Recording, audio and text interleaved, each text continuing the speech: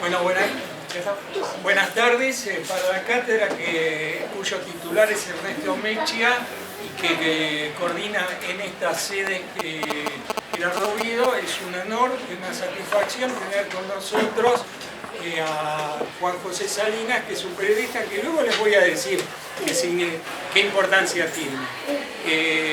En mi nombre propio yo quiero agradecer a Ernesto Mechia la posibilidad de tener una clase fuera del programa todos los cuatrimestres.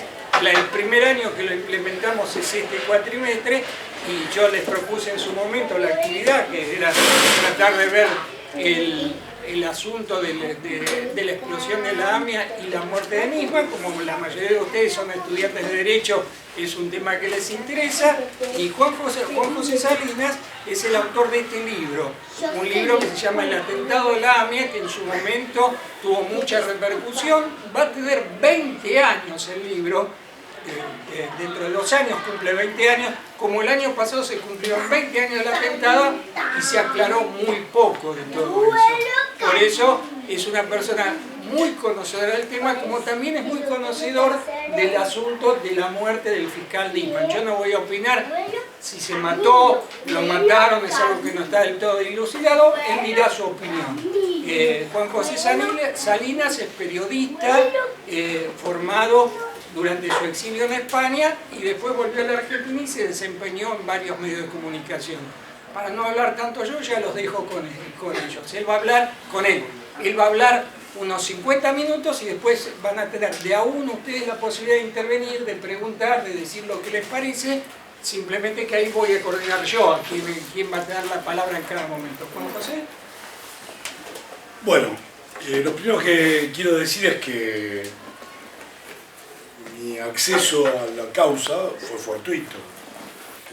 Yo había escrito un libro gordo con otro compañero sobre el asalto al cuartel de la Tablada y las relaciones, o sea, una guerra que hubo a lo largo del tiempo entre la inteligencia del ejército durante la dictadura y la gente del ERP en desbandada a partir del asalto al cuartel de Montechingolo en el año 75, muy poco antes del golpe militar de la última dictadura. Y bueno, había hecho ese libraco sobre la dictadura, la postdictadura, hasta el asalto al cuartel de la Tablada, y eso le había gustado a una persona que quizá ustedes conozcan, que es un periodista, que se llama Pedro Brieger, que es especialista en política internacional, que tiene un programa en un horario muy incómodo en la televisión pública, los sábados al mediodía, que es el mejor programa de política internacional que hay en Argentina. Si uno hay un gran déficit de programas de política internacional. La televisión se ha hecho muy localista, uno siempre está preocupado por lo que pasa con el vecino de acá y no se entera de lo que pasa en lo global. Hay un programa muy bueno en Telesur que hace un periodista uruguayo que vive en Venezuela que tiene el ojo tapado, ustedes lo van a ver algún día, se llama Walter Martínez. Pero, tiene el ojo tapado, tiene un parche porque le falta un ojo. Porque le falta un ojo, sí. Pero no hay grandes... uno no se entera nada, salvo que vaya a buscarlo, no se van a enterar. Bueno, ahora está RT, Russia Today, que Cristina Fernández de Kirchner lo metió en la grilla de la televisión gratis, la televisión digital, que ahí también hay un noticiero, pero si no, uno no se entera de nada, ¿no? Digo esto porque tiene una faceta internacional de los atentados, aunque no es la principal. Esto es importante porque ustedes siempre van a escuchar como que el terrorismo viene de afuera, ataca y se va, ponen las bombas, son malos y se van. Esto es un mito. Las bombas las pusieron gente de acá, que están entre nosotros libremente y nunca nadie los ha molestado. Esto es lo primero. Bueno, las bombas son 2. No es la de la AMIA. Antes de la AMIA fue la de la Embajada de Israel. Esto fue en el año 92, muchos de ustedes no habían nacido, y a mí me parece que fue ayer. Este es un problema de hacerse mayor, que todo parece que pasa muy rápido, ¿viste? En la bomba, en la Embajada de Israel, es una causa, ustedes, vista desde el derecho, terrible, porque al ser una alegación extranjera, ser teóricamente el territorio extranjero, el lugar donde está la embajada, la causa fue a parar a la Corte Suprema, o sea, no pasó por ningún tribunal inferior, sino que fue directamente a la Corte Suprema. Una Corte Suprema que era muy criticada en la época de Carlos Menem, presidente, porque Menem había puesto al presidente de la Corte Suprema a un tipo de su extrema amistad, que había sido jefe de policía en La Rioja, un abogado que era el doctor Nazareno, y tenía fama de corrupta la Corte. Esa Corte, para colmo, le encargó la investigación a un señor que era un fanático de Videla, o sea, un hombre de Videla, que se llamaba Bisordi. Y esto sirvió después para que todas las cosas que dijera este Bisordi, le dijera que era un partidario de la dictadura y que se callara. Pero en realidad Bisordi, que era un hombre que vivía con su mamá, ya mayor, las observaciones que hizo originalmente eran buenas, porque puede ser Hitler y decir alguna cosa que sea cierta. Esto es lo que pasa a veces. O sea, uno puede ser un canalla y decir la verdad, también. Y puede ser una buena persona y por algún motivo mentir. Bueno, ustedes que si estudian Derecho ya lo saben. Bueno, lo que pasó con la Embajada de Israel es que esta investigación jamás se supo nada, porque la Corte, luego de 3 años de vacilaciones, que ahora voy a contar más o menos cómo fue, se la dio un secretario especial, que se llamaba Esteban Canevari, que fue el Nisman de la embajada, que se sentó arriba del expediente y cuya función fue que nunca nadie averiguara nada ni se moviera. O sea, lo que caracteriza a los 2 atentados ya de principio es el encubrimiento. Hay una decisión política de que no se averigüe ni quiénes ni por qué pusieron la bomba. Y en esa decisión concurren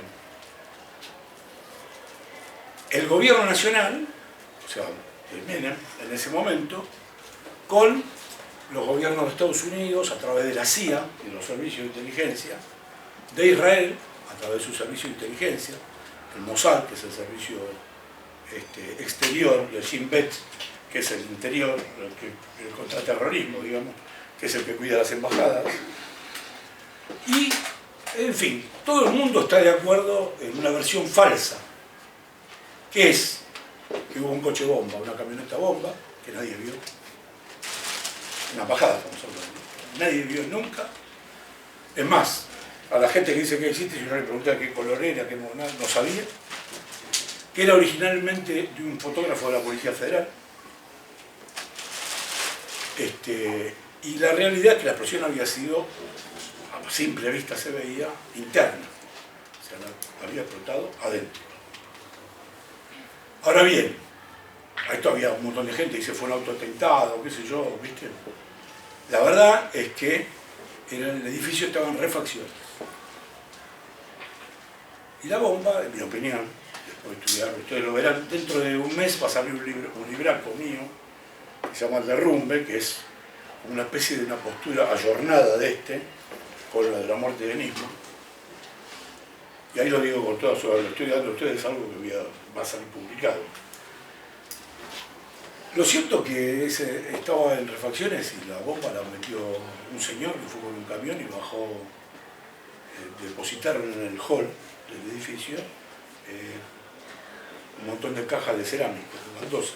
Y bueno, no era cerámica, era el explosivo. Ahora, ¿cómo si yo no lo conozco al señor ni nada y vi cosas del expediente me puedo dar cuenta? Bueno, cuando salga el libro vayan directamente a ese capítulo y se van a hacer una panzada, porque es algo que es obvio de toda obviedad, que fue así como yo les digo.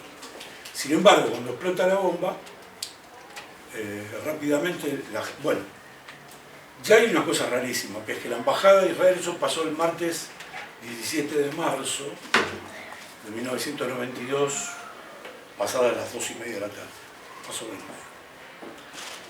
Y por la mañana, en la Embajada había pasado de todo. O sea, había mucha gente, estaban trabajando, se hacían negociaciones, los israelíes venden armas, había un comisario absolutamente nazi, que era el comisario Poloto.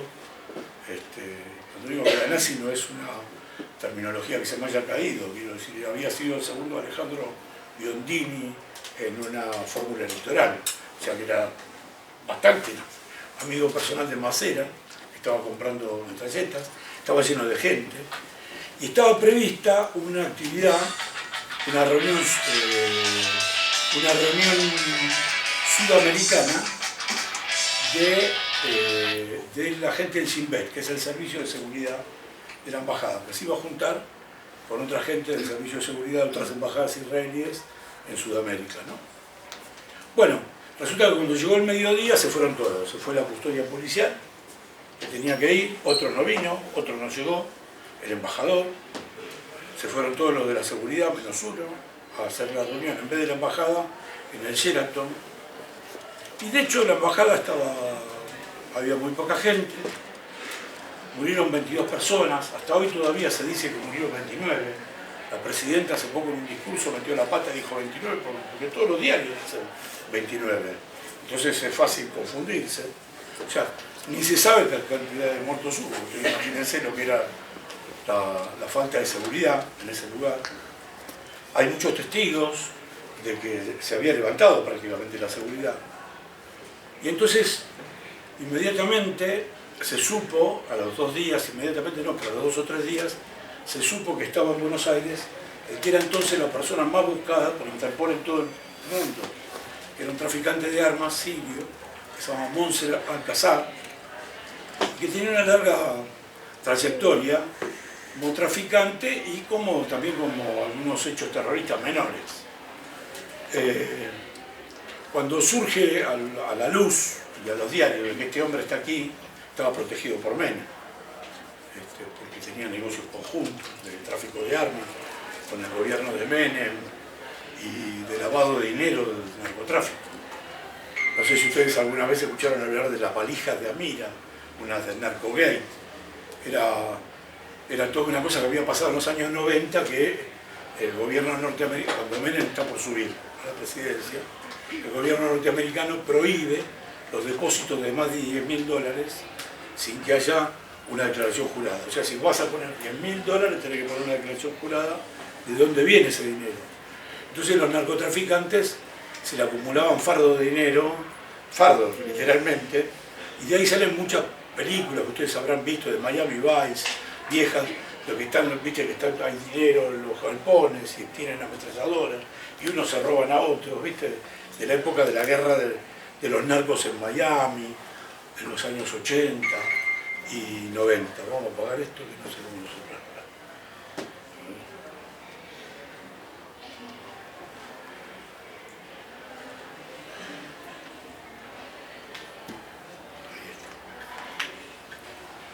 Y bueno, cuando se ve que está este narcotraficante acá y todo eso, el gobierno entra en pánico, lo echa a Chile.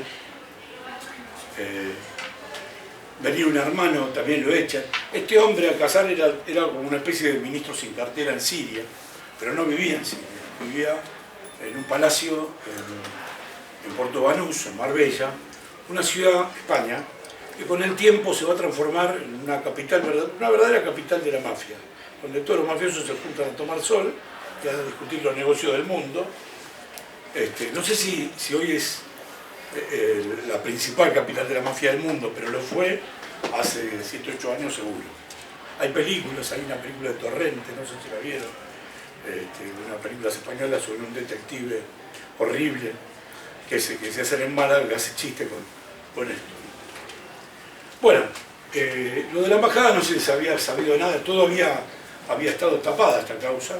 Yo le digo, es una causa muy fácil para un estudiante de abogacía, si se mete, se va a quedar absolutamente perplejo de que la Corte Suprema no haya hecho nada cuando es obvio cómo se puso la bomba, ¿no? Simplemente leyendo las declaraciones, atando cabos, tomándose el trabajo, ver cómo fue. Pero bueno, el gobierno de Israel y el gobierno argentino se pusieron de acuerdo en decir que había habido una camioneta bomba, que eso nadie sabe dónde se recogieron las piezas, pero los bomberos llevaron piezas de una camioneta. Al principio se pensaba que era un Ford Falcon, ¿no? Y bueno, quedó como que era eso, que había explotado. Después, como no había cráter, lo hicieron con pala, taparon todo, ¿viste? No dejaron entrar y lo hicieron con una pala y hicieron un cráter. Ya de movida se veía que estaba muy metida la Policía Federal en esto, porque a pesar de que la Corte le da la investigación a la Gendarmería, cuando llega la Gendarmería el primer día, la Policía Federal no la deja entrar, los bomberos, y ponen vallas y casi se la agarran a tiro el primer día, porque no lo dejaron entrar. Y entonces ahí es cuando empezó a aparecer el cráter que se iba moviendo de tamaño y de profundidad, ¿viste? Porque estaban haciendo una pala. Entonces ya evidentemente ahí había gente que estaba vinculada a bomberos, explosivos, y por supuesto los servicios de inteligencia, la CIDE, el famoso Tiuso y todo eso, colaboraban también porque todos tenían que estar de acuerdo en dar una versión falsa, ¿no? Hay un señor de la Gendarmería que lo lleva en ese día al principio. Todos, al principio dicen todos, el jefe de bomberos, todos dicen que la explosión fue interna, pero al otro día se nota que lo llaman al orden, ¿viste? Y cambian de posición. Dice, bueno, habrá sido como aquí en Israel, una camioneta bomba, y cambiaron de posición. Como esto no se investiga en lo más mínimo, se llega 2 años después a lo de la AMIA. Así como el AMIA había sido prácticamente desalojado el edificio, para que ustedes tengan una idea, el israelí de mayor rango que muere dentro de la Embajada de Israel es la esposa del vicecónsul. Mueren solamente 4 israelíes, pero estos son empleados argentinos, algunos bolivianos que estaban en la obra también, albañiles, y traducentes, gente que paseaba, un cura que estaba en el colegio enfrente. Eso más o menos así son los muertos que hay. En el caso de la AMIA va a pasar algo parecido, pero ya la AMIA era más complejo, porque es un edificio donde usualmente había mucho movimiento. ¿Por qué mucho movimiento? Bueno, porque de acuerdo a la ley judía hay una forma de entierro, ¿no? de ceremonia ritual, de cómo se lavan los muertos, cómo se los entierra. Y entonces tiene un cementerio, varios cementerios, de Berazategui, de la Tablada, cementerios propios. Ciudadela. Y entonces, normalmente, no como uno que es una bestia, yo soy de familia socialista por parte de mi padre, que entonces nos cremamos todo y no tenemos dónde ir, salvo el recuerdo, necesitas hacer una serie de ceremonias, pagar el entierro, el cuidado de la fosa, etcétera, etcétera.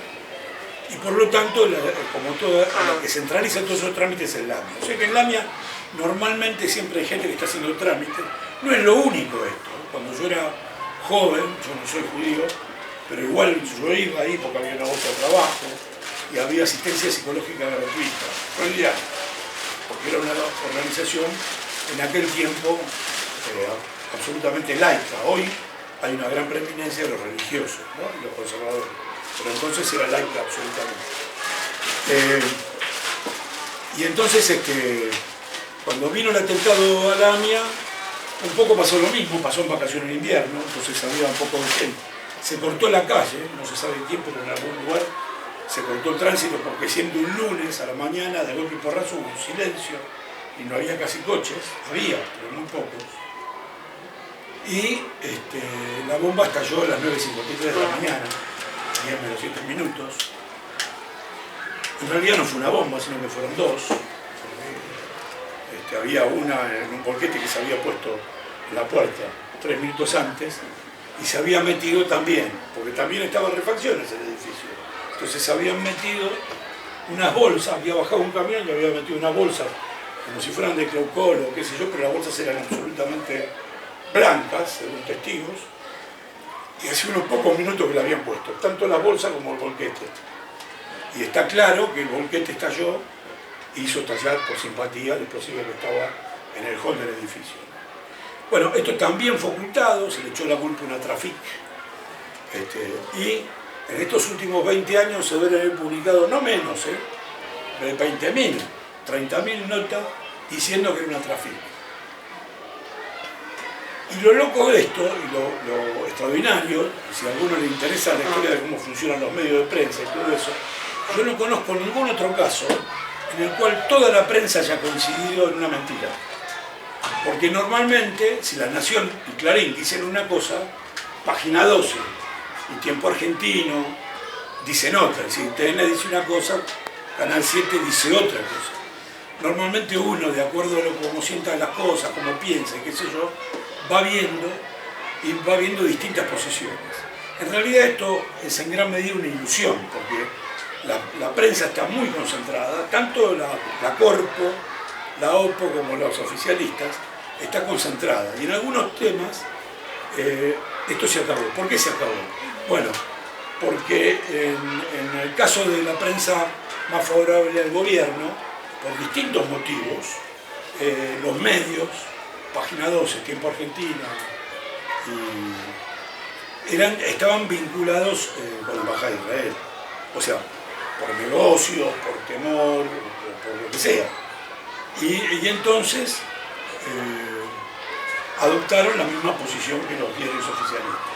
Entonces, cuando todos los diarios te dicen todo el tiempo te dicen que el sol es verde, uno, si no tiene información, termina pensando que en realidad uno está viendo mal, que tiene mal la vista y que uno no lo ve verde porque debe tener alguna anomalía en la vista, porque el rum rum es muy fuerte. Es como el poder de la difamación. Ustedes saben cómo es.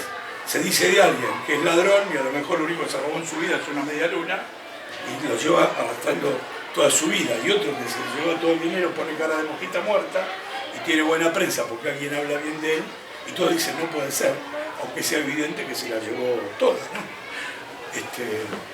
O sea, es una cosa terrible el aparato de prensa, ¿no?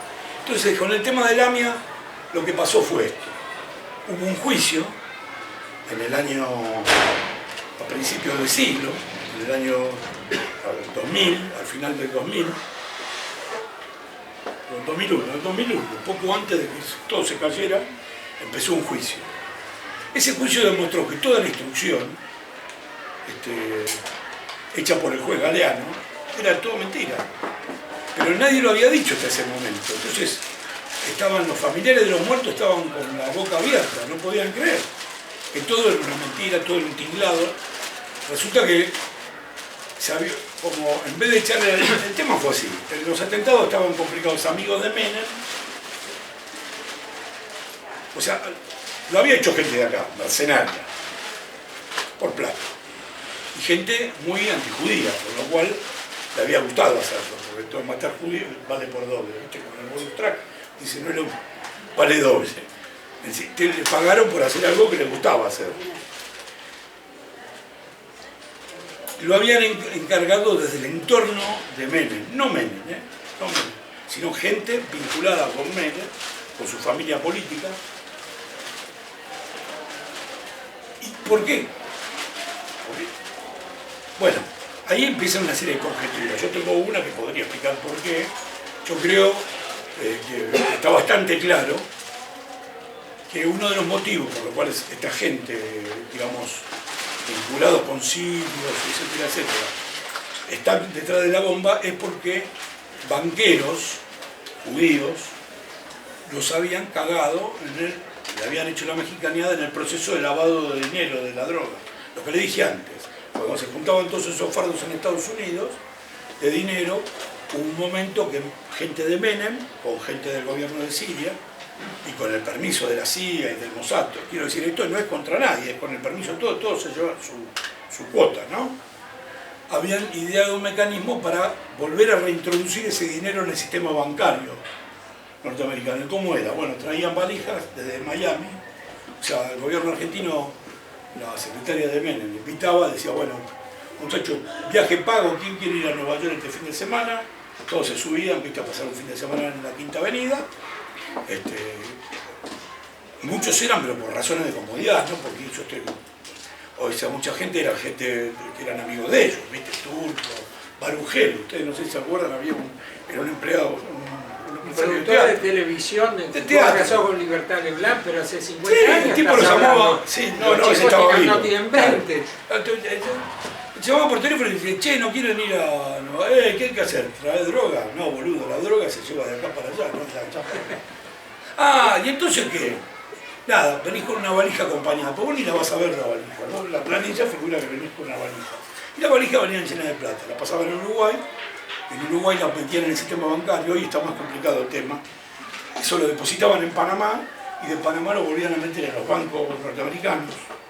Esto las autoridades norteamericanas lo saben, te quiero decir, así funciona el capitalismo. Y de ahí los narcotraficantes colombianos o sus socios o sus apoderados cobraban la plata tranquilamente por ventanilla en los bancos de Estados Unidos.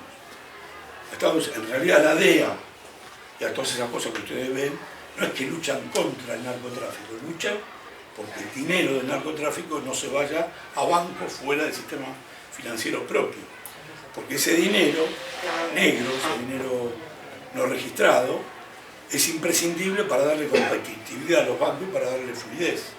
Entonces, todas las cosas funcionan así. O sea, es más, la DEA y la CIA muchas veces han vendido ellos directamente, muchas veces, no una, droga dentro de Estados Unidos. O sea, ellos, por eso es que nunca agarran a ningún narcotraficante grande en Estados Unidos, porque lo que les mete la droga son las agencias del Estado. Después hacen propaganda en contra, pero digamos, a los que agarran son a los tipos que se aventuran a meter droga en Estados Unidos sin arreglar con el Estado. Si vos estás arreglado con alguna agencia estatal, es como se hacen las cosas, ¿no? Digamos, no es por derecha, pero es así. Es así en todo el mundo, en realidad, pero bueno. Y entonces, claro, en ese circuito, en un momento dado, el juez Baltasar Garzón, habrán escuchado hablar de él en español, metió preso a uno, ese denunció arresto. El señor Dualde tenía un amigo que iba a buscar valija con cocaína al aeropuerto, entró en pánico, Dualde se entregó a la DEA, fue y le dijo, yo no tengo nada que ver. El señor ese que iba a buscar la valija se murió rápidamente en un accidente. Y Menem también dijo que no tenía nada que ver, Amira fue presa, pero hubo toda una negociación con Mariano Grondona, que era el programa de televisión más visto entonces. ¿Quién es Amira? Amira era la secretaria, era la cuñada del presidente Menem y la secretaria privada. La hermana de la ex La hermana de Zulema, la tía de Carlito. O sea, ella, el tema había sido así, el acuerdo. Usted fíjese que es fácil. Menem va a pedir plata a Siria para hacer la campaña. Encuentra a Siria en una crisis como nosotros en el año 2000. No tenían nada y en cualquier momento se comían entre ellos porque estaban en una crisis horrible. Entonces el presidente de Siria entonces le dice, mira, no te podemos dar nada. Pero ahí tenés a tu primo lejano, Monsen Alcázar, que es el astro nuestro de negocio, que me dijo que hay una oportunidad porque en Estados Unidos está lleno de plata y no la pueden sacar. Y los mafiosos están locos con esto, quieren hacer Entonces hicieron una joint venture, una sociedad, ¿viste? De 50-50, 50-50. ¿Cómo hicieron? Amira se casó con un coronel que ya estaba casado, un coronel sirio. Amira hablaba perfecto árabe y era miembro del partido base, el Partido Socialista Árabe de Siria. Además de ser partido peronista, era doble, ¿viste? Era medio sirio y medio argentino. Y el otro era un tipo del presidente sirio. Entonces se casaron. Y al marido, nuevo, Vígamo, lo pusieron de jefe de los inspectores de aduanas en E6. O sea, el tipo que recibe la valija. Entonces, Amira organizaba la valija. No hablaba castellano. Sí, hablaba mal. Todos decían que no hablaba castellano. Pero es igual que si ustedes llegan a Francia y se encuentran con que el jefe del aeropuerto es un chino, no es normal. Les dice, ¿qué hace este chino que no habla francés? Bueno, habla mal. Y bueno, cuando se rompe este negocio, este es un negocio que se rompe y hay gente que se da con dinero. Porque todo este circuito que iba por Panamá, ¿viste? Después, a principios de los años 90, hubo una guerra donde un país, que a mi juicio era bastante interesante, que era la Federación Yugoslava, yugoslavo quiere decir eslavos del sur, y que juntaba a una serie de pueblos que son parientes de los rusos, pero tienen algunas diferencias entre ellos. Son los croatas, los bosnios, los montenegrinos, los serbios y los eslovenos. Este país, que había sido hecho a término de la Segunda Guerra Mundial por el guerrillero que le había ganado a los nazis, que se llamaba Joseph Broz Tito, estalló por los aires. Hubo una serie, a pesar de que el idioma es el mismo para todos estos países, pero unos escriben en cirílico, o sea, en los caracteres rusos, y otros escriben en los caracteres nuestros, latinos, el mismo idioma, con alguna variante. Pero hubo unas grandes presiones en función de cosas históricas anteriores. Por ejemplo, los croatas eran católicos en su mayoría y habían sido aliados de los nazis y de los italianos en la guerra, en la Segunda Guerra Mundial. mientras los serbios son casi primos hermanos de los rusos y habían peleado contra los nazis, y entonces, y además el nacionalismo se exacerbó a través de la televisión. Hubo 6 meses donde se tiraban tiros de la televisión de Zagreb, que es la capital de Croacia, a la de Belgrado, de Serbia, y todo se creó una paranoia. Bueno, al final esto derivó en una guerra civil, y esa guerra civil, si bien Estados Unidos dijo ser neutral, bajo capa ayudaba a los croatas, querían acabar con este país, porque era un país que de alguna manera era un modelo para la Unión Europea, porque era un país, era una federación de pueblos, y tenían todo el tipo de leyes. Por ejemplo, si insultabas a otro, si vos le decías a uno, suponete, hijo de puta, no pasaba nada. Le decías paraguayo, hijo de puta, 5 años de gana. ¿Entendés? O sea, cualquiera que insultaba con el gentilicio, represión absoluta. O sea, que estaban por lo políticamente correcto, otra que ni nadie, ¿viste? Y esto había dado resultados, a pesar de que era represivo. Porque yo hablé, por ejemplo, con gente que era de ese país, y era muy difícil identificar quién era de otro. Como hablaban el mismo idioma, quién era de otra federación, otro grupo, ¿no? Bueno, todo esto se voló por los aires, y la Argentina participó muy activamente en darle armas a los croatas y a los bosnios, que es otra federación mediterránea, es decir, que no tiene puerto propio al mar, que son musulmanes, o sea, son yugoslavos, helados, rubios y musulmanes, porque están mezclados con turcos. Son una cosa rara. Era todo parte del Imperio Turco, eso, hasta el final de la Primera Guerra Mundial. Claro, ahí estaba Albania al lado, ¿no? Con los kosovares, todo eso. Bueno, todo esto, que siempre se habla de balcanización, cuando usted escucha la palabra balcanización es que es la partición en todo el país, ¿no? La ruptura, también libanización en una época, pero balcanización es lo que más se usa. La Argentina participó mandando armas. Ustedes vieron que Menem estuvo juzgado por esto mucho tiempo. Insólitamente los han declarado todos inocentes después que estaba claro que eran culpables. Esto, los que estudian derecho que lo vayan a ver, porque yo creo que fue una cosa insólita. Algunos de los procesados estaban sorprendidos de que lo declararan inocente. Estaban así, ellos mismos, no sé qué pasó, no esperaban tanto. Y bueno, y de ahí había quedado, de todas estas actividades ilícitas, habían quedado, claro, las actividades ilícitas no se escriben. Por lo tanto, no le puede reclamar a nadie con un abogado. Entonces los reclamos suelen ser de esta manera, ¿no? Te pongo una bomba en tu casa, espero que vos no estés, porque si estás, ¿a quién le cobro? Entonces, cuando te cito a la esquina y cuando estás en la esquina, ¡pum!, vuela a tu casa. Y te digo, uy, cachito, me tenés que pagar, mira lo que pasó. Va a seguir pasando. Pero como este Alcázar se fue a Chile, después se fue a España, y en España lo metieron preso y parecía que nunca más iba a salir de la cárcel, no le pagaron.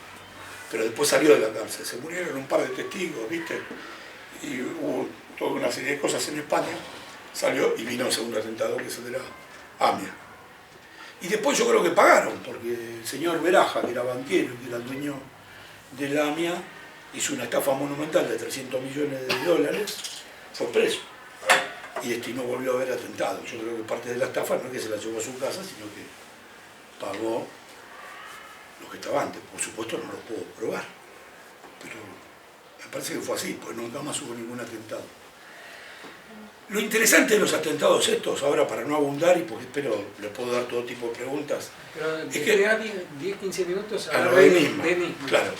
¿Qué pasó? Cuando se cae todo el juicio, se descubre que todo era mentira, que lo habían pagado. O sea, para no acusar a gente de la Policía Federal, habían acusado de la bonaerense. Por supuesto que los policías bonaerenses que habían acusado no eran ningunos santos, para nada.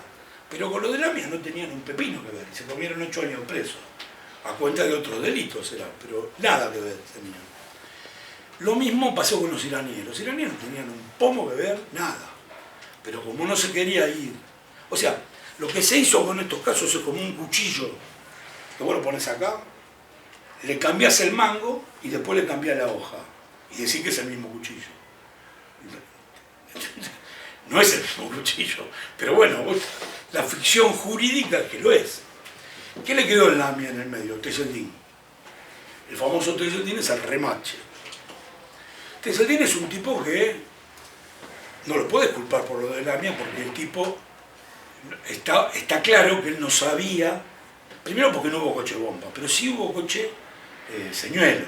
O sea, la Traffic famosa, no es, nunca estuvo en la calle Pasteur, pero tuvo un papel, que es este papel, ¿viste? Cuando vos haces a alguien acá, mira esta mano, ¡paf! Y te pegás con la otra.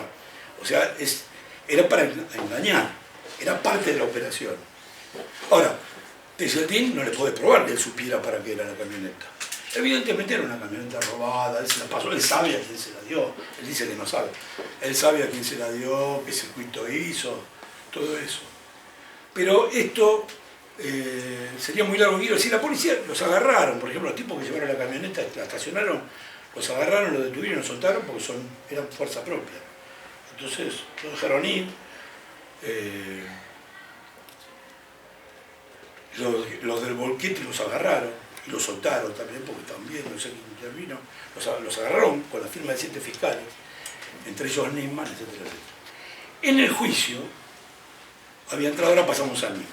Nisman era un muchacho que había empezado a hacer la justicia ordinaria de Morón, de Pinche, y después había intervenido, un gran salto lo da cuando lo nombran, primero estaba de juez en Morón.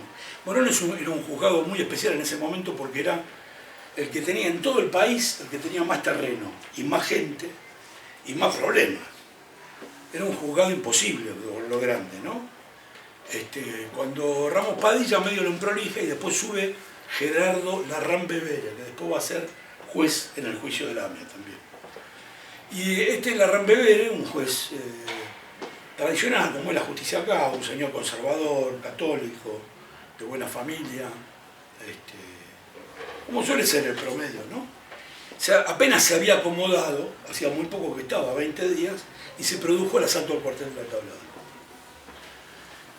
Y entonces, en el asalto al cuartel de la Tablada, él no sabe mucho qué hacer, le deja, o sea, viene la gente de la policía política, que se llamaba Departamento de Protección al Orden Constitucional entonces, lo que antes se había llamado Superintendencia de Seguridad Federal, antes Coordinación Federal, la parte política de la policía. Y ponen una oficina dentro de su despacho en Morón, y él delega parte de la instrucción, le firma las órdenes de allanamiento en blanco, una cosa que ocurre con demasiada frecuencia, ¿viste? O sea, requerimiento de la policía le dice, estamos investigando, necesitamos tener la mano libre. Entonces el juez le firma en blanco para que allanen. Y Larrán Bebere lo asciende a Nisman, lo pone de secretario, y le encarga una tarea, que esto lo van a ver, nadie lo está diciendo, le encarga una tarea que pinta entero a Larrán Bebere. Porque ¿qué había pasado? En la Tablada hay un momento que 2 de los atacantes, 2 de los asaltantes, quedan encerrados en lo que es la Guardia de Juicio y el servicio militar ahí. Entonces lo tengo claro. Quedan encerrados en lo que era la Guardia de Prevención y los calabozos. Un edificio, el edificio que está todavía hoy, si algún día pasan por ahí, porque no es un cuartel, ya no sé qué es. No. Es un shopping. Un shopping está abajo, pero el cuartel está cerrado. Está el edificio de la derecha, ¿no? Entrando como una cuadra a la derecha, el primer edificio. Ese edificio estaba prendido fuego. Y estos muchachos que estaban adentro, en un momento dado se rinden. Había tanto fuego que no pueden salir por acá porque había barrotes. Entonces el techo se rompe y se tiran por el techo. Esto fue profusamente filmado y fotografiado. O sea, porque estos 2 muchachos van a desaparecer después. Y es el único caso de desaparecido filmado y fotografiado que hay en la historia. Porque estaba un fotógrafo de revista y estaba la televisión española, y entonces estos muchachos bajan, los ponen contra el suelo, los llevan para el campo, uno estaba herido, aparece un suboficial, los apunta, los hace tirar al suelo, los levanta de nuevo, y al final los lleva semidesnudos, porque hacía mucho calor, ¿no?, para el fondo del cuartel. Y en el fondo del cuartel hubo testimonios de qué pasó, en manos de quién estaban y todo eso. Los sacaron del cuartel, los torturaron en un lugar, y después los sacaron del cuartel y desaparecieron. Y después puede ser que hayan aparecido los cadáveres porque si no hubiera habido reclamos, ¿no? En algún momento deben haber aparecido los cadáveres, pero no sé cuándo. Y le encarga esta investigación a Nisman. Y Nisman arregla con el ejército. Y con la versión oficial, que la versión oficial era que estos tipos estaban heridos y así, habían logrado matar a un suboficial y se habían escapado. Una versión increíble, porque estaban filmados absolutamente reducidos, ¿no? Y él arregla esto. Entonces, y él se transforma en lo que en tribunales llaman un juez, un fiscal de los platitos. Entonces, si van a los tribunales federales o a los juzgados, van a encontrar, yo tuve varios juicios, entonces le voy a contar, por ejemplo, un juez, Ollarvide. Ollarvide, si uno entra al despacho de cuando era secretario, si yo fuera delincuente, chorro, entras al despacho de Ollarvide y pedís reja, te querés ir ya, así. Me entrego a cualquiera, porque era todo de la policía, todo. Banderines, gallardetes, cenicero, poesías. Había un comisario, que no voy a decir el nombre, que era un asesino serial de la Federal, experto en lo que se llama ratonera, que es hacer entrar, viste, embalar chorros para que vayan a robar a un lado, esperarlos a la salida, matarlo, sacarle la plata y el buchón se escapa, viste, y vos decís, se llevó la plata del buchón, con lo cual te dan ascenso, te quedas con la plata, viste, tenés todo perfecto, es una maniobra perfecta. Y que le decía, era como una especie de poesía, viste, porque él es profesor de la Academia Policial. Bueno, Nisman tenía esto mismo con el ejército, tenía todo lleno de platitos del batallón 601, de qué sé yo. No era muy ecuánime, digamos, si entrabas ahí. O sea, era un tipo, digo, porque ahora dicen que era sionista. Mentira, no era nada, él quería ser no era un tipo que fuera practicante judío, para nada. Es cierto que le decían al ruso, porque en el Poder Judicial hay mucho antisemitismo, la gente es... Yo conozco un juez que se llama, tiene el segundo apellido judío, y se lo cambió, ¿viste? Se puso un apellido, el segundo de su papá, para que no lo jodan. O sea, ahí es un lugar donde tradicionalmente, como en las policías, había antisemitismo, ¿no? Pero él era... Quiero decir esto de la tablada porque ahí demuestra su calidad humana, ¿no? Porque él está con el poder, es así, está con el poder. Bueno, después pasa a ser fiscal en San Martín, ahí tiene práctica como... está en algunas causas de drogas conocidas, está en una causa de los ricos, Susana Jiménez y otra gente que importaban coches de lujo como que fueran de minusválidos, entonces para no pagar impuestos. Y es llevado al juicio de Lamia porque precisamente tenía experiencia que los fiscales del juicio de Lamia, Emo Mullen y José Barbaquia, no tenían experiencia en juicios orales, porque ahí se habían puesto los juicios orales y Nisman tenía experiencia. Entonces lo traen para ayudar a Mullen y a Barbaquia. Y él es el más trabajador, porque era bastante hiperkinético, y es el que hace la elevación del requerimiento a juicio, con ellos dos, el principal redactor de los tres. Pero ustedes figúrense que Nisman conocía perfectamente que la causa estaba armada, porque era obvio, vos mirabas y estaba todo con piolines así. Cuando la causa se cae, el tribunal lo raja primero a Galeano, al juez, y después a los dos fiscales los expulsa. O sea, el juicio se tenía que haber cerrado ya, por lo menos. Y Nisman se queda. Sostiene la acusación contra los policías, estos bonaerenses, sabiendo que no eran culpables, pero él hace como que... O sea, como si no hubiera pasado nada. Manda... O sea, primero dice que no acepta que lo echen a Mullen y Barbaquia, pero no se va, se queda. Después sostiene la acusación, que había hecho con Mullen y Barbaquia, sabiendo que era falsa, pues ya se había demostrado en el juicio que era falsa. Pero cuando el tribunal lo suelta todo, lo suelta a Tesolini, a todos los policías, tampoco apela. Y entonces, el tribunal hace una cosa rara, que es que cierra el juicio después de 4 años, el juicio es el juicio más largo de la historia penal argentina, y a las 24 horas llama a una conferencia de prensa para decir que a pesar de que toda la causa se cayó, la parte de al principio de todo, cuando Galeano decide que es una camioneta bomba y que fue un chofer suicida, está bien, que eso queda en pie. ¿Por qué? No sé, pero la dejaron en pie. Ahora vamos a explicar por qué, ¿no? Y entonces, al tiempo, por pedido de la DAIA, que era presidente, que era Sichovolsky, Rogelio Sichovolsky, y a pedido de la Embajada de Estados Unidos y de la Embajada de Israel, o sea, del establishment, lo nombran a Nisman en el frente de una unidad fiscal como nunca hubo en la Argentina, con un presupuesto altísimo, con un edificio fuera del Palacio de Tribunales y fuera de Comodoro Pi, en la Plaza de Mayo, en la calle Hipólito Yrigoyen, con 50 empleados, con un presupuesto a valores actuales de más de 3 millones mensuales, y con una amplia discrecionalidad. Ustedes vieron que tenían 10 empleados que todavía nadie sabe para qué trabajaban, 8 chicas y 2 varones, que le pagaban. Los 2 varones son conocidos, uno es conocido, que es Diego Lagomarcino, el otro es Alejandro Rabinovich, después hay una chica que dicen que es nutricionista, las otras 7 chicas nadie sabe, y todo el mundo sospecha que eran chicas que no sé qué decían, pero no trabajaban. De las que salen en las fotos que se Sí. pueden venir. Y no trabajaban. O sea que tenía una amplísima discrecionalidad para todo. Bueno, ¿qué hizo Nisman en 10 años? Nada. Cuando digo nada es nada. De nada, de nada. Es alucinante.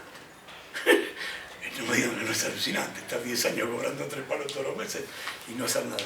¿Por qué no hizo nada de nada de nada? No, porque el tipo era hiperkinético, era súper activo. Entonces, en algún momento quiso hacer algo. Por ejemplo, ir contra Menem y la gente del entorno de Menem, Korach. Porque realmente Korach fue el gran genio del descubrimiento, fue el que cambia esas piezas del cuchillo que yo les digo. Ahora saquemos este y pongamos el otro, sea el genio. Pero no le dejan. ¿Por qué? ¿Quién no le deja? La Embajada de Estados Unidos. Esto está publicado porque está en Wikileaks, gracias a Julian Assange y a todos los cables que se filtraron. Salieron los cables de la embajada y se veía que Nisman no hacía nunca nada sin pedirle permiso a la embajada. Iba con los escritos para que se los aprobara.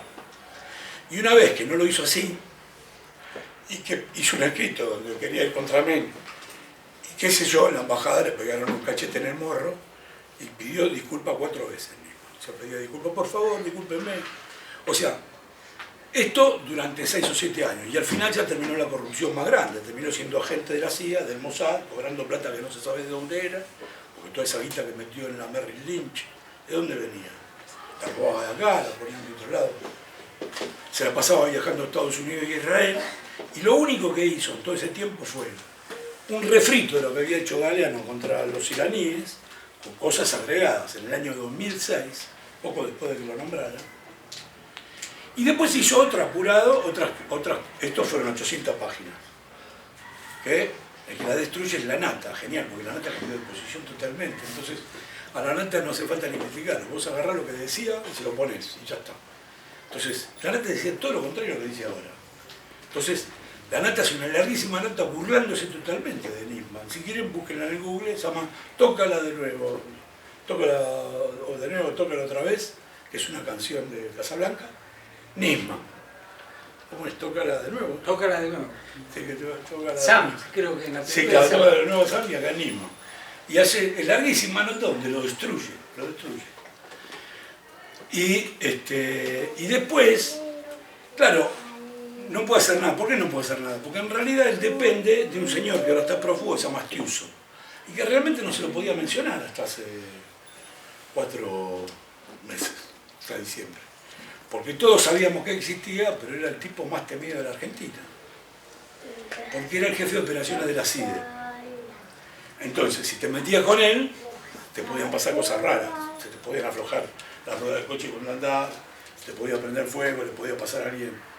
Todo el mundo le tenía pánico. En realidad no es que el tipo fuera tan violento, sino que todo el mundo pensaba que tenía carpetas de todo. Siempre se corrían rumores de que tenía todos los jueces película porno, ¿viste? Era un experto en eso, poner cámaras en todos lados. Incluso, por ejemplo, estaba peleado con Korach, porque lo había firmado en el Hotel Alvear, con un amante. Entonces el tipo se dio cuenta y se pelearon. Tenía manía por las cosas tecnológicas, era ingeniero electrónico. Entonces tenía filmado, grabadas, conversaciones, etcétera, etcétera, etcétera. Y todo esto no se sabe cuánto hubiera seguido, porque el gobierno argentino, a pesar de que me consta que la presidenta no lo quería a Estiuso, incomprensiblemente, un gran error, se lo dejó estar. Entonces, ¿por qué? Porque como esto de que diciendo, bueno, así más o menos funciona, porque claro, el tipo Estiuso siempre había trabajado para todos los gobiernos, la dictadura, los radicales, el que venga. Cuando llegaba un gobierno nuevo, la primera cita él iba con la carpeta, lo hizo con Kirchner, iba con la carpeta de lo que habían investigado sobre él, y se la ponían sobre la mesa. Viste, que lo habían seguido, lo habían fotografiado. El presidente dice, esto es suyo, ahora nosotros no tenemos copia. ¿A usted es el jefe? Pero esto es lo que podemos hacer con cualquiera. Y la verdad que la gente que estaba en el poder normalmente se tentaba, ¿viste? Porque necesitaba hacer alguna cosa rara, ¿viste? Lo llamaban a este tipo y lo hacía. Todo el tipo venía sobreviviendo lo más tranquilo. Y Nisman cada vez más dependía de él. Si ustedes van a ver que jurídicamente los escritos de Nisman no valen un carajo, nada. Son cero a la izquierda. Él trataba de revestirlo, pero eran todos chismes. Entonces, yo que lo venía haciendo la causa lo tenía clarísimo. Entonces, cuando hay un hecho central, que es cuando Cristina le ordena a Timerman, el primer canciller judío que tiene la Argentina, que firme un memorándum de entendimiento con Irán, para tratar de desbloquear la causa, que estaba paralizada. Bueno, yo cuando vi que se pasaba esto, dije, uy Dios, la que se va a armar. Efectivamente, yo no sé si Cristina sabía con lo que estaba haciendo, o en el sentido de cuál era la reacción que iba a tener eso, ¿no? Pero yo cuando vi que iban a firmar el memorándum con Irán, me imaginé, ¿ustedes vieron esos panales de abejas africanas que hay gigantes, enormes? Bueno, me imaginé que alguien se subía a un rinoceronte, agarraba una viga, ¿viste? Y agarraba, le decía, hay un silbo, y agarraba y le atravesaba el panal ese. Yo decía, bueno, ahora cubriste, porque van a salir 50.000 avispas a matarte.